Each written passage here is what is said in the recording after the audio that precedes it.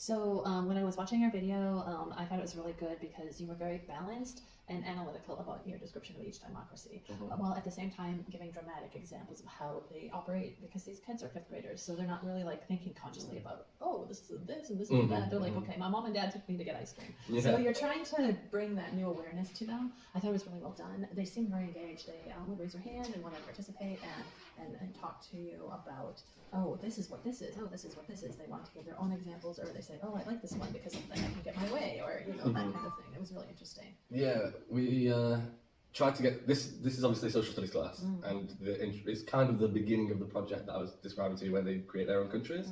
So we're starting to think about like who's in charge of the country and things like that, and I tried to tie it into the Christmas performance or the Chinese New Year performance that we were doing as well, to try and give them like a real example of like how democracy worked. And you didn't see it in the video, but in the next class we went through the results and kind of talked about it, and some of the kids didn't really want that song, and then we turned that into like a discussion about how like the weaknesses and the pros and cons of democracy, and how it's like, yeah, you can vote for it, but that's kind of what you have to do because that's the majority, and talked about things like that as well, like in the follow-up lesson as well.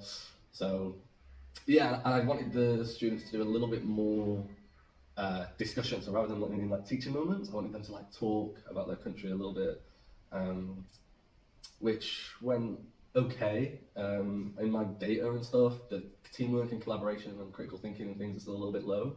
So I want to try and work on things of how we can get critical thinking like more into the class in like a general way, like how we can slip it in. I don't know if you noticed that I did the handout thing this time, gave them a sheet that they could refer to. Remember we talked about that in our last lesson? Yeah. So I was really glad to see that too, because it gives them a tangible and it's something that they can actually look at and go, okay, these are the words I need to know, and it helps them get a way to build a foundation on how to discuss the topic that you're talking about. So I think that was really good. So I think overall, I think what you did that to build the structure. We in the States, we have a Bloom's taxonomy. I don't know if you use that in the UK or not, but with that, I always start at the bottom and build up my conversation. So then we have a skeleton or a really simple base of where to start from. So like you want to say, what was this? What was it defined as? Okay, can you give me some examples? Oh, have you thought about, how does it relate to this? So you have like a couple, and then you start out with one and you start that way, and then you add another one, and then you start compare and contrast and analyze and synthesize. So you start very basic, I think, with where you're going, like what is the definition? What is this? What did I say it looked like? What do you think it looks like? How do you think it interacts? How would this be? What if people are like this? Would they be better with this government? Or that kind of thing as time goes by. But they're fifth graders. They're not having this big world life experience of interaction with these types of things at this point in time in their lives. So it's a little harder to build that conversation there. Yeah, I really had to think a little bit about how to relate it to their life, because I mean their life is so like school focused. Yeah. In class 12 hours a day. So. Well, we've changed venues. Yeah. There we go. So I think just like building that scaffolding, and then once they get more used to discussing the topic, they'll get more fluid with being able to do that. Also, within the population that we have, it's very direct, it's to the point, and this is what they said, and this is what they did. And so how much that goes beyond is always a big challenge for me as a teacher here in China. I think that because that's the way of thought is deep, that it is different. So knowing which direction to lead a conversation is a little bit more tricky than if we were in a Western country or something like that. Yeah, definitely. Never know what they're gonna say.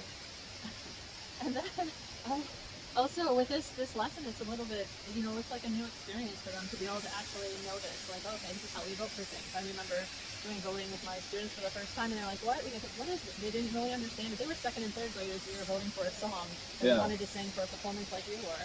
And they were like, what? And they're like, oh, usually we just assign it. And I was like, well, let's have the kids pick it and see what happens.